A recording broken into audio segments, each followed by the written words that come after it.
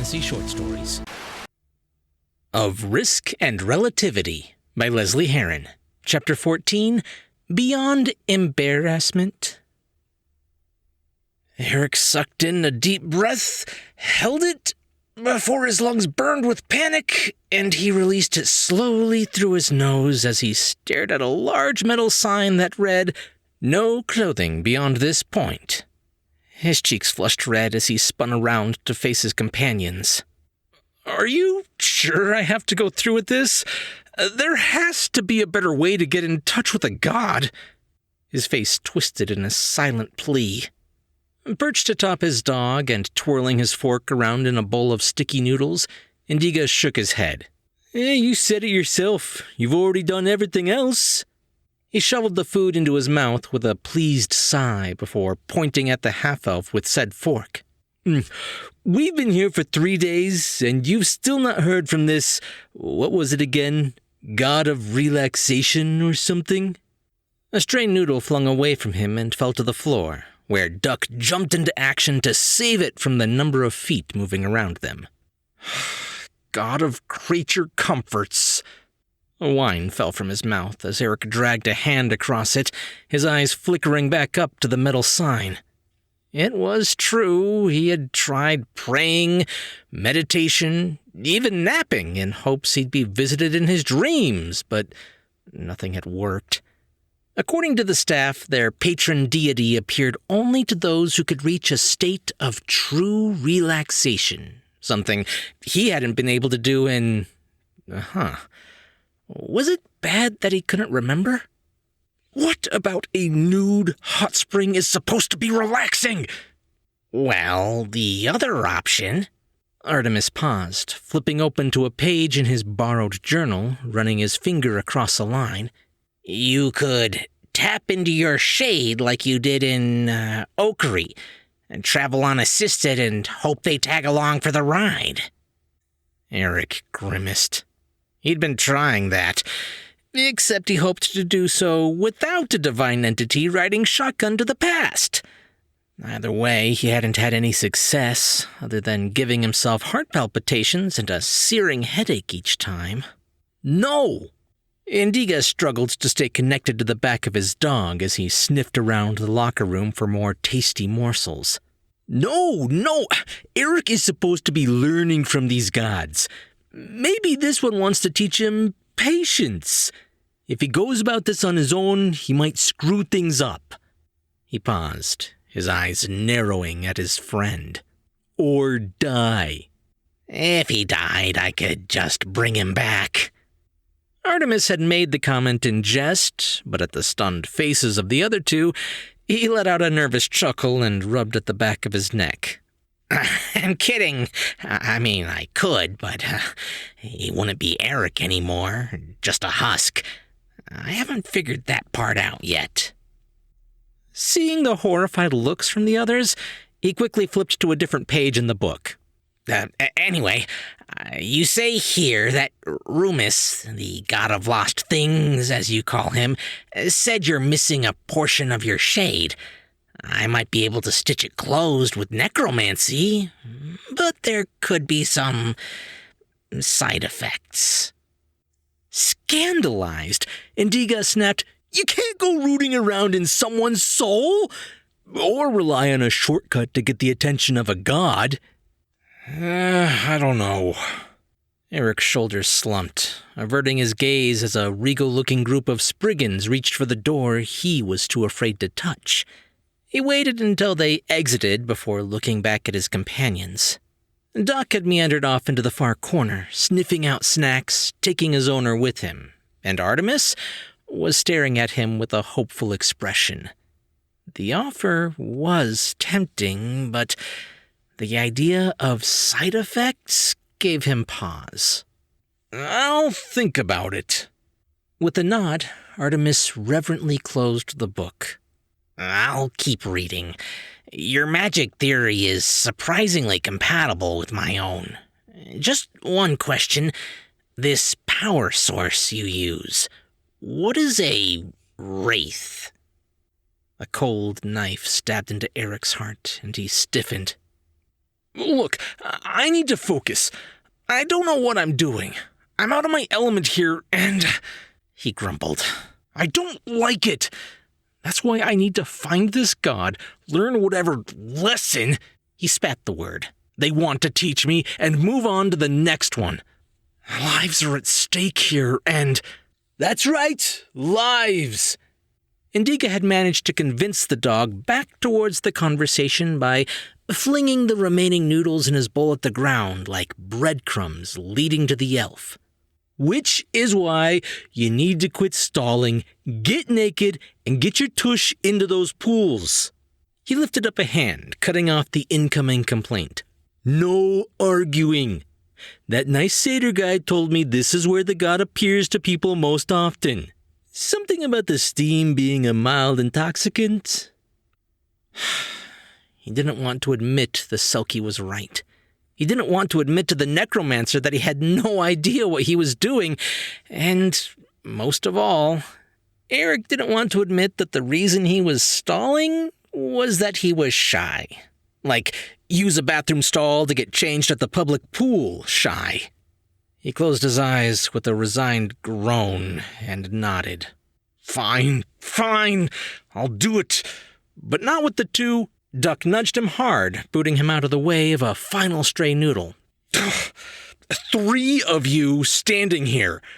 Go do something else. Away. Far away from here. Smiling, Indiga reached over to clap the elf on the shoulder. I knew I was right about you.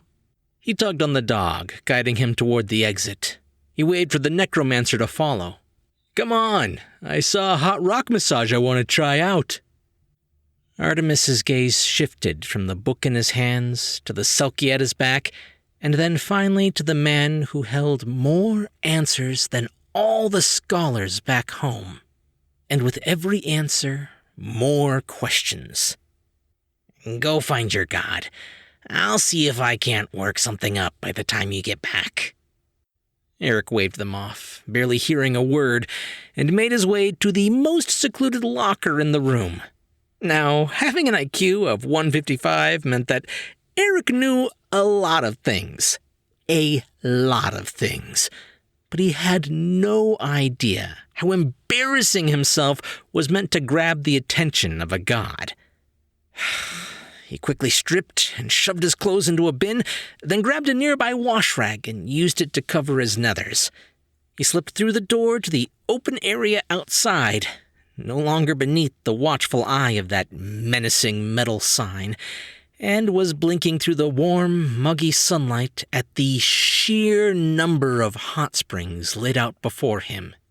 Dozens of them sprawled across several acres, naturally carved into the rocky landscape.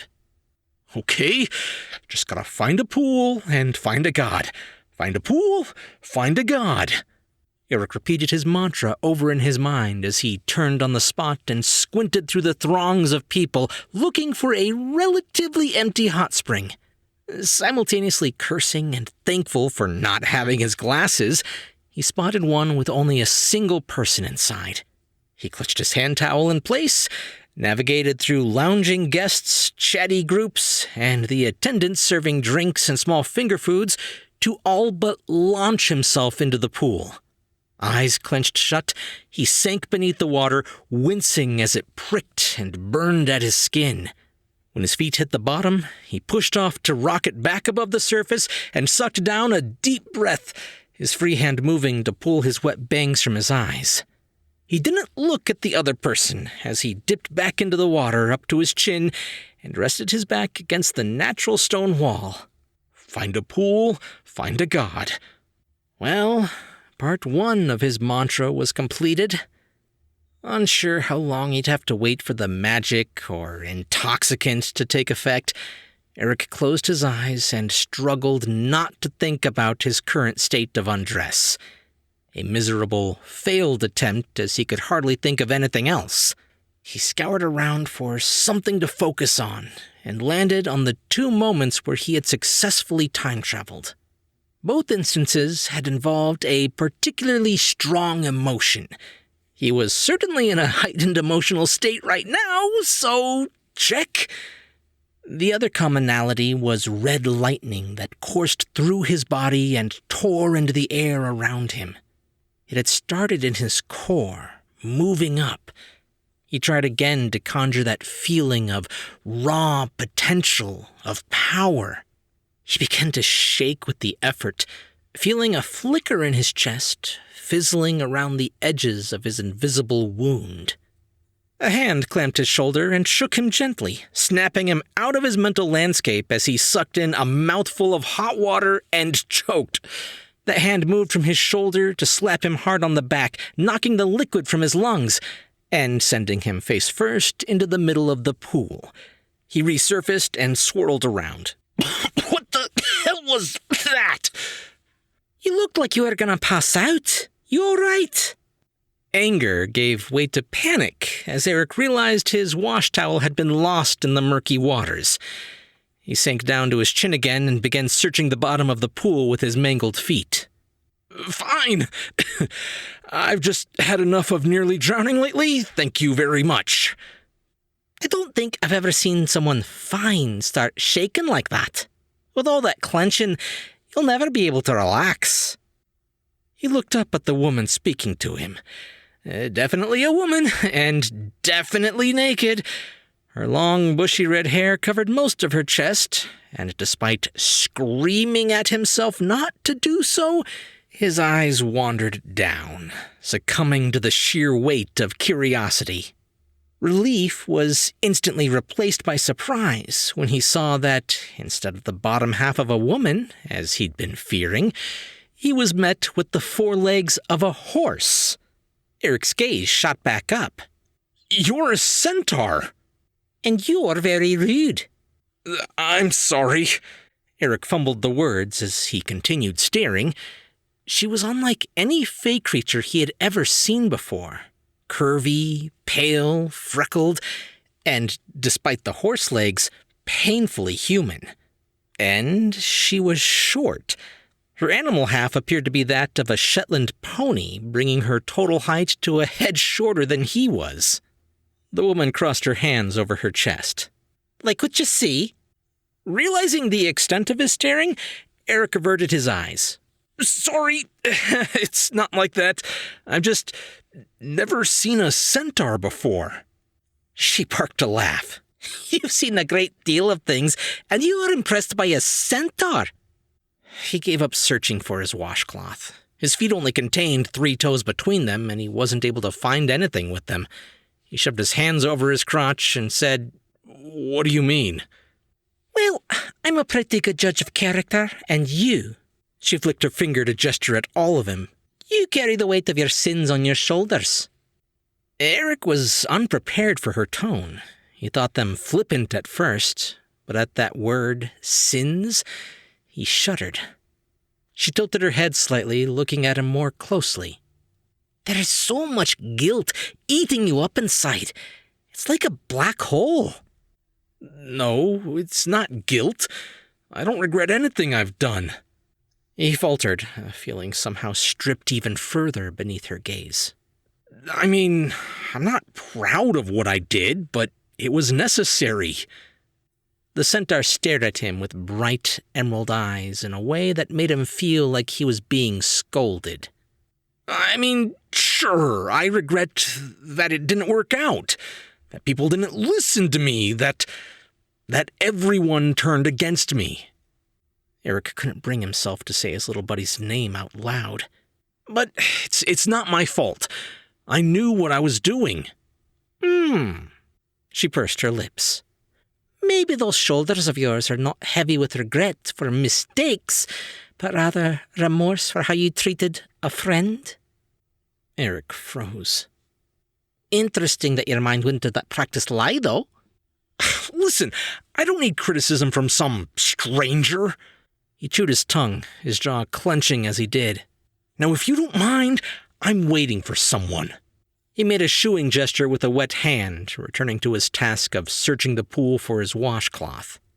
Lyra. Eric's brow twisted up in confusion. Huh? My name is Lyra. She gestured at him with her fingers, inviting him to do the same, and he grumbled, Eric. Lyra smiled, clapping her hands together. There! Now we're not strangers. She took a few steps closer to the half-elf, looking him over. From the shock of white in his raven hair, to the blue of his eyes, and then down to his black-tinged fingers. She returned her hand to his shoulder, the smile on her face growing wider. Now, in order for me to help you, we need to fix this gaping hole in your shade. Eric looked up, his jaw relaxing into a gaped expression. What? You're the god, aren't you? Took you long enough. Goddess of creature comforts and minor mischief. Lyra gave him a wicked smile. Everyone forgets that second part. Eric sighed. That explained the no clothing sign. You mentioned my shade? Right. She moved her hand from the elf's shoulder to jab at his chest with a finger. Right here. Something festers and is spreading. This is the source of your guilt. This is what is holding you back. That spot, that hole in his chest, burned with just the thought of his little shadow bug. Despite the lies Eric told himself, every night before nodding off to sleep, he did regret how he'd treated his friend, how he pushed the Revenant away and alienated himself from everyone. Although he only admitted it silently, something inside him relaxed. Or it could have been the touch of the divine, but whatever the cause, a jolt arced from inside him like the shock from an electrical socket. Eric saw a flicker of red light dance across the water before it happened again and again. Before he could warn the goddess, the water began to bubble. Red lightning crackled around him, and with a sudden jerk and a loud splash, he was launched from the pool and crashed onto his backside on a very hard, very dry ground. Eric had just blinked the pops of color from his vision when the heated spa water, suspended above him, split like a rain cloud and drenched him. He sputtered and spat, scrabbling in the mud to climb to his feet. He spun around, struggling to gain his bearings, when he realized he was no longer in a sunny, hot spring field, but rather a starlit orchard. Oh, that was so much fun! You know, you hear stories of how time travel works, but they never mention the whole-body tingle that follows. His head snapped back over his shoulder, and Eric spotted a familiar, curvy human that stood before him. She was wearing a pale yellow sundress with Grecian sandals. Her hair was an aura of red curls that were held back in a loose ponytail at the nape of her neck. Lyra? Seeing her covered made him very aware of his state of undress as he slammed his hands over his shame. Mind magicking me some clothes too? Lyra laughed. Minor mischief, remember? She then reached up to one of the trees around them and picked something from a branch. Ooh, I love cherries! Eric's eyes focused on the tiny fruit. A bitter cherry, to be exact. Just like the kind that grew in the small orchard in his backyard. He whirled around, squinting in the darkness. A shape came into focus, and he realized it was a house. He was home. His father might be just inside those walls. If he played his cards right, he could... I don't care! I'm going after Dad, and neither of you can talk me out of it! His heart fell as he heard his own voice carry across the darkness. He was too late. This was the night he left to find his father. The night that started all of, well, everything. Lyra, take me back. This... Eric gestured around at the trees with a jerk of his head. Isn't funny. I'm naked, it's cold out here, and I'm wet. She only laughed. I can't take you anywhere, you numpty. You're the one who brought us here, fueled by your guilt. She turned toward the house, hidden by the fruiting boughs and shadows. Don't you at least want to know why? Dread replaced whatever witty comment he was about to respond with when he heard the crunching of dirt and leaves headed in their direction. The house wasn't that far from where they stood, and if they didn't move, Eric was likely about to expose his younger self to, well, Unwilling to ruin the timeline, he spun around, orienting himself before he motioned for the centaur now human goddess to follow him. "Hurry! My dad's old work shed should be close by." As the elf began to stomp away from her, Lyra only smiled at the view as she said, "Lead on then." "So, was your dad Lyra paused as her eyes landed on a large map sectioned off by lines of red strings and photos pinned in place by tiny plastic thumbtacks. Her gaze lingered for a moment before they drifted back. "Crazy?" Eric, who had been busy digging through boxes of stored clothes, stopped and pulled out a familiar and faded bomber jacket. His thumb brushed across the fuzzy lapel, and a sigh escaped him. "No, my dad isn't crazy." He had already found enough of his father's old things to cover his shame. Jeans, boots, and even a black Hawaiian shirt dotted with pink flowers. But as he slid his arms through the sleeves of that jacket, a little of the weight on his shoulders eased. It even smelled like his dad. Pine and old books, mixed with mothballs. He straightened his back, confidence returning to his core with the added armor to his body. He sucked in a deep breath of musty shed air and turned to face the goddess. She was still staring at a map that had been crisscrossed with yarn and photos. Eric chuckled as he moved to her, pointing at one of the newspaper clippings. "These are documented sightings of Bigfoot. My dad's a cryptozoologist." When she only blinked at him in question, he replied with a roll of his eyes and a wave of his hand. "It's the study of the unknown, legendary, or extinct." "I see." She took a step back, looking around the cramped space she and the elf were stuffed into. "And this is what, his home?" "No." Eric turned away, that moment of pride fading. As much time as the man had spent in there, it may as well have been. He tugged at the ends of his borrowed bomber jacket and moved for the door.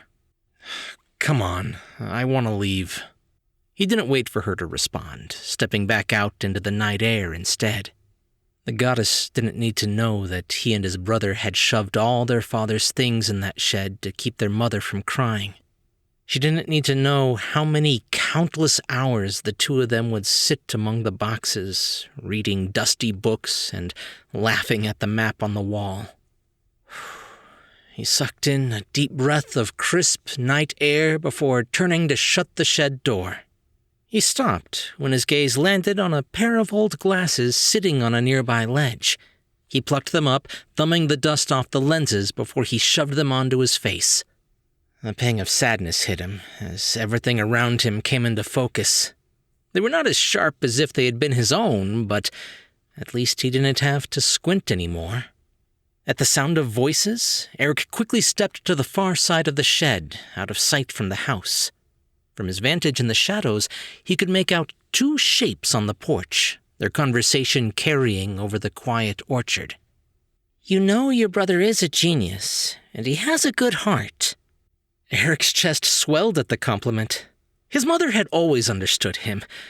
But then he heard the long, exasperated groan of his brother, and that feeling deflated. "Ugh, Mom, please.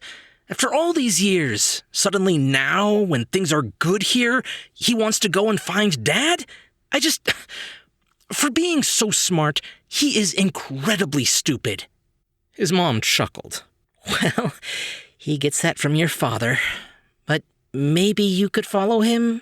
He's less likely to get in trouble with you around." "No, Vel grumbled again, which turned into a sigh. "Fine. I guess I could ask Lucas to wait for me. Eric's done so much for you, I kind of owe him. It's just not great timing. But as long as it's quick, I'll do it for you." This was the reason things were never great between them after they left. He had forced Vel to give up his life here. Eric rubbed at his face with a hand, noticing Lyra stepping up behind him. "Well, if you don't want to go, hun, don't go." You don't owe him anything. Eric snapped back to the conversation, his eyes growing wide. No. His voice was a hoarse whisper. That's not... Vel hesitated. Are you sure? Eric felt the ice start to climb up the back of his neck. Olivia laughed. You know how well your brother handles the outdoors and camping. One night sleeping in the middle of nowhere, and he'll come right back screaming about bugs. He waited, holding his breath for some shift in the conversation, some comment that would lead them to the inevitable push that would send Vel down the correct path.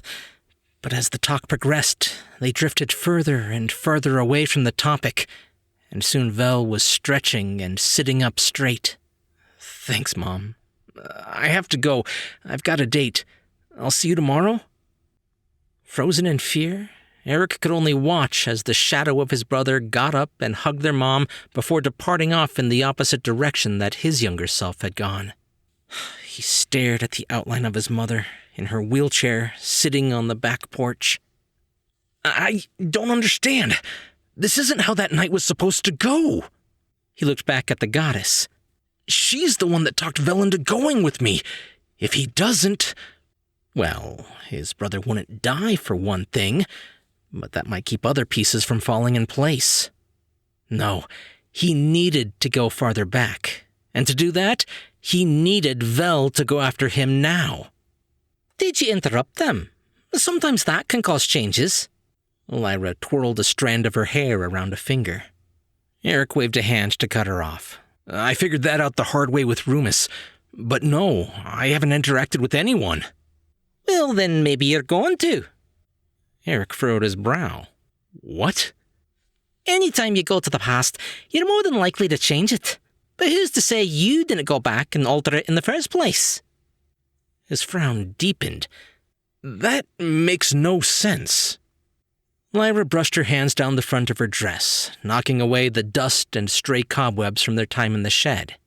When you go back, you might change events by acting, but you could just as easily cause a shift by not acting. Did Diane not explain this to you? When the half-elf shook his head, she sighed. That's why it's so dangerous. Time flows in both directions. This might be an instance where you need to be the one that sets your future in motion. Pinching the bridge of his nose, Eric let out a long groan. Retrocausality? Are you kidding me? The basics of two-state vector formalism climbed from the depths of his memory. The idea that the future and the past are not separate, but could influence one another to arrive at a final state. If he didn't act now, and right now, his brother wouldn't join him on his venture, and his younger self would likely not survive long enough to make it to now. He was starting to understand why the gods didn't want him messing with time. It was a delicate house of cards, only the cards were made out of tissue paper. He chewed on his lip for a moment before he came to a decision. I have to fix this. Eric faced the house, running his hands through his hair, and, before he could talk himself out of it, began walking across a winding path through the gaps in the trees. His mother's form came into clear focus, highlighted by the porch lamp that illuminated a large swath of the backyard. At the noise of crunching twigs and dirt, Olivia looked up. Vel, honey, did you change your mind? But there was no response. A small flicker of fear trickled through her as she turned her chair toward the sound. A tall, dark figure was blossoming out of the shadows, and that fear quickly turned into gut-wrenching disbelief. She'd recognize that stupid coat anywhere. Zachariah? As the man stepped into the flooding light, her heart grew still, despite the blood rushing in her ears. The same black hair, with that same shock of white, those worried lines around a hesitant smile, that awkward gait of his steps. Olivia's hands shoved into her crutches, and she forced herself to her feet. Wobbly at first, she ignored the pain, elation the only thing she could feel, and made her way toward her husband, oblivious to the porch steps. Eric jolted forward, horror tensing his muscles as he caught his mother before she fell.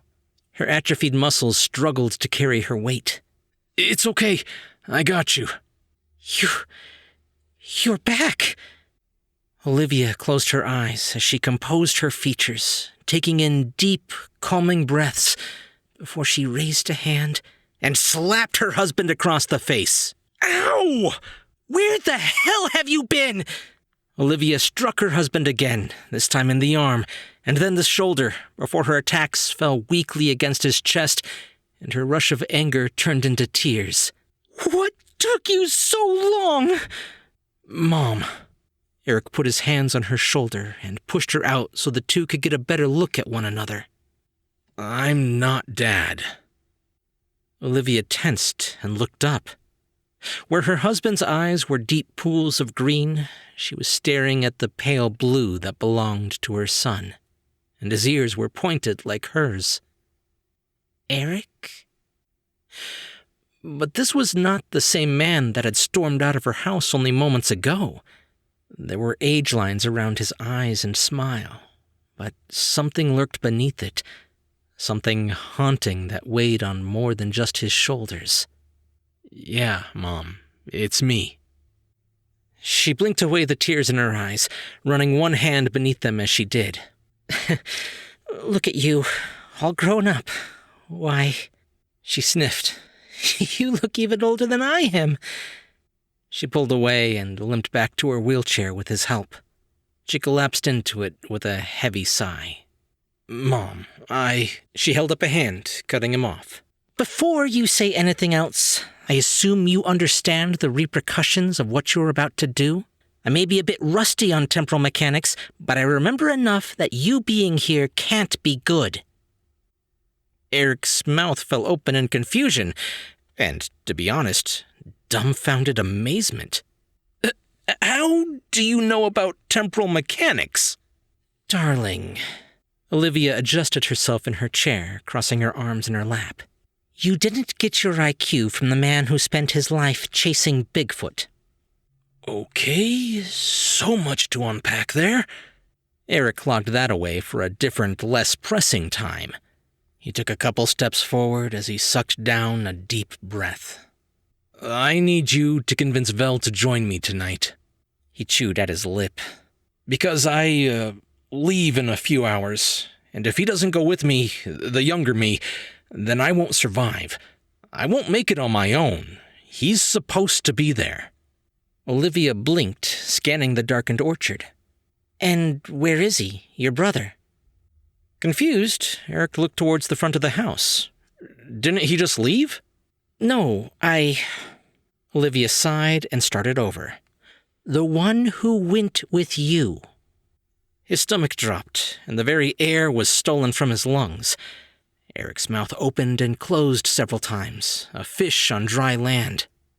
He needed her to convince Vel, and if she knew the truth... "He's fine." She stared at him, her lips flattening. "Your father was a terrible liar as well." "He's alive, I promise." Even he could hear the lie on his tongue. He closed his eyes, wishing he knew what to do, what to say to convince her. "At least, he was last time I saw him." He remained in that moment of panic and darkness before he opened his eyes and returned his attention to his mother. "I'm going to get him back, I promise. But I can't do that if he doesn't join a younger me in the first place." "So you want me to call your brother and what? Send him away with the knowledge that he might not survive? That he'll die?" No, you can't tell him anything. He already hates me for stealing his life here." Olivia's heart shuddered in her chest, beating against her ribs in fear and anger. "I assume that means neither of you make it back, then." "Crap." Eric shook his head, taking another step forward.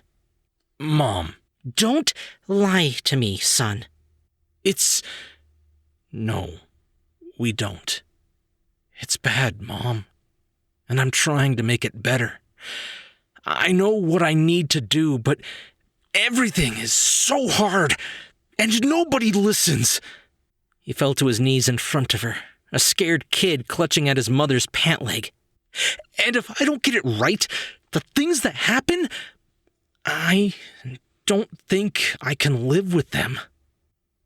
She threaded her fingers into his hair, stroking his head gently as she used to do when he was young. It was a small act, but enough to break the dam. Eric licked his lips, and before he could stop himself, the truth fell out. The whole ugly truth of everything. Them getting lost in the multiverse. Vel's near demise, their separation, his attempts at being a king, and he stumbled as he told her of the deaths he caused, eventually too appalled by his own tale to continue. He closed his eyes, unable to stop the tears. I'm trying to fix what I broke. Olivia stared down at her son. I promise I will fix. Eric's words faded at the sight of his mother's wet eyes. He dropped his gaze, wiping his cheeks. I will fix everything, but I need you to call him and tell him he has to go with me. You realize what you're asking of me? I do, and I wouldn't if there was any other option. But it has to happen like this because it already happened this way. Please. Olivia sighed. With effort, she stood from her chair once more, wobbling as she gestured for him to stand, then pulled him into a tight embrace. Grief wrenched her heart, twisting it until she couldn't breathe. What of your father? We never found him. Eric held his mother upright, supporting her frail form in his hands. He could feel the plates along her spine that he had installed, preventing further degradation of her spinal cord, the basis for the technology he would use on Vel in the coming year. As she slowly pulled away, wiping the tears from her eyes, he stared into her face, hoping to carve a memory of her into his mind. You can't tell anyone about this. He swallowed around a throat that threatened to close up on him. Especially not Lucas. She wanted to protest, but her son was already pulling away from her, and Olivia knew she had no more time. I always said you would do something amazing with your life. She brushed his cheek with the back of her hand. You're a good man, Eric, with a good heart. You just need to listen to it more often. She returned to her chair and pulled the phone from her pocket. I will do as you ask. Tears burned her eyes. Promise me that the two of you will come home someday. Eric took several steps back, something tingling in his bones. He gave his mother one last fleeting smile as he nodded. Okay, I promise. He continued retreating, even as Olivia pushed the phone to her ear and he heard his brother's voice on the other line, until he felt a hand touch his back. He looked over his shoulder to see Lyra offering him a gentle smile. Come on, let's go. He didn't get the chance to protest, fight, or complain before the goddess touched at that spot in his chest and red lightning overtook Eric's vision. He was forced through an airless vacuum and squeezed out the other side with a now familiar rush of adrenaline and panic. He splashed back into the murky green waters of a hot spring, still wearing his father's clothes and his mother's grief. Lyra, once again in her short centaur form, let out a shrill laugh as her whole body rippled with the tingle of time travel. She glanced around and then offered a helping hand down to the half-elf. Well, judging by the fact that you're still here, things must have been set right. When they clasped hands, she smiled and hoisted him to his feet. Yeah. Eric felt heavier now than before he left, and not just because he was fully clothed and soaking wet. She sighed. Oi, you earned my vote. Lyra placed both hands on his shoulders, grabbing his attention. But you have to remember, in the next couple of trips that you must assess the situation and determine if you should interfere or stay away. Eric could only nod weakly. His body drained almost as much as his spirit. Only his resolve remained. You preserved the timelines, are one step closer to finishing your journey, and you got to see your mom again.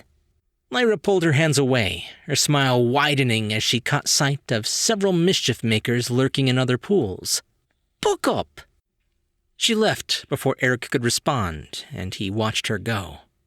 Yeah, I should be happy, he muttered to himself, but knowing that he was the cause of the pain and agony Vel had received did not fill him with pride. It only strengthened his resolve to find his dad and fix everything.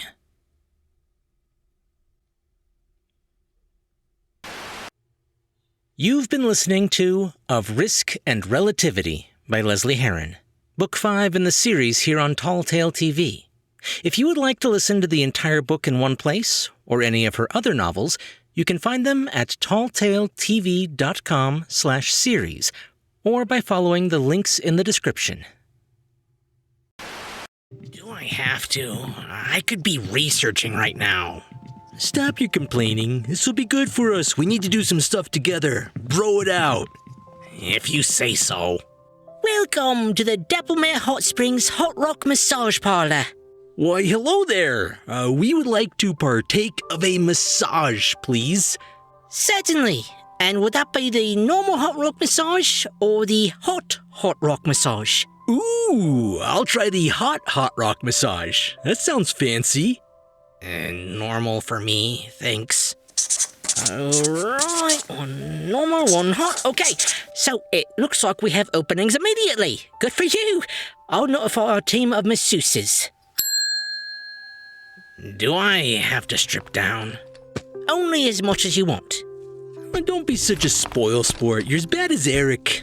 I don't like other people touching me. I know. What do we have here, then? You cold, Cassandra? Oh, my. Sorry, are you statues? Goliaths. Ah, so when you say hot rock massage, you mean... All our masseuses are male model Goliaths, the hottest hot rock bodies to work out your sore muscles. Clever, right? I thought of it myself. Oh, Andoni, your client wants a hot rock massage. You got it, boss. Yeah, I think you should have read the brochure better. Come on, be adventurous. You haven't been to many massage parlors, have you? What do you think a hot rock massage entails? What do you... sorry, I just remembered we have an appointment somewhere. Bye. Sis, please wait. It's not what you...